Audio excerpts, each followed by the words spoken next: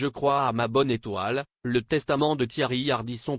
Dans le documentaire La face cachée de l'homme en noir, diffusé sur TF1, Audrey Crespo-Mara a filmé son mari Thierry Ardisson, décédé à l'âge de 76 ans.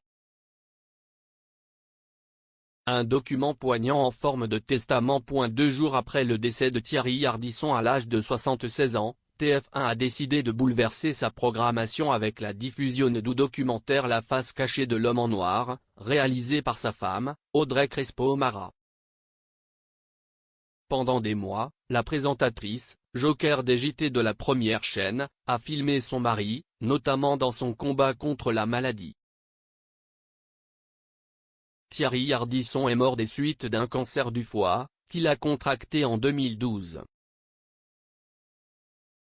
Un document poignant, intime, en forme de testament. Le programme commence à l'hôpital où Thierry Ardisson annonce que le cancer du foie reprend son offensive, si est rentré dans ma vie. Mais il reste optimiste. Je crois à ma bonne étoile, explique-t-il. Quand on voit d'où je viens, honnêtement, si je n'avais pas eu de bonne étoile, je n'y serais pas là, même sur ce lit. Perfusé, il peut compter sur le soutien de sa femme, assise à ses côtés.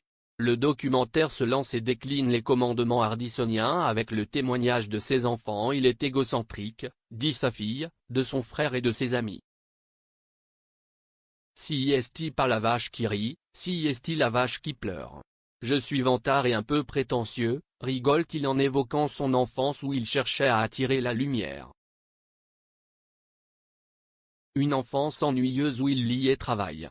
Je n'avais que l'imagination pour m'échapper, signale-t-il.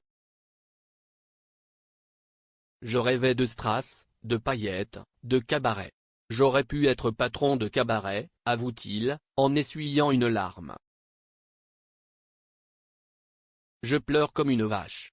Si est-il pas la vache qui rit, si est-il la vache qui pleure. Alors qu'il perce dans la publicité et commence à gagner de l'argent, Thierry Ardisson snobe ses parents. Un jour, pour la fête des mères, j'ai envoyé un télégramme à ma mère lui disant « Je ne serai pas là pour la fête des mères, c'est sera ma réussite », se souvient-il.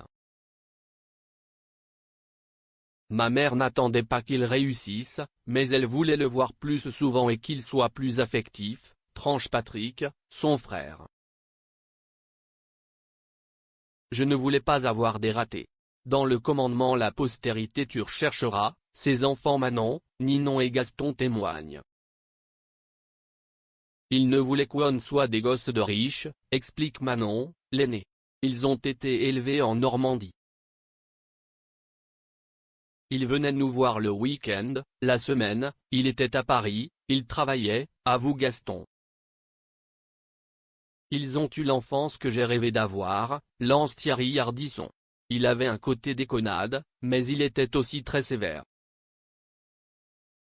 Il voulait qu'on ait de bonnes notes, ajoute Gaston. Il n'avait pas le choix.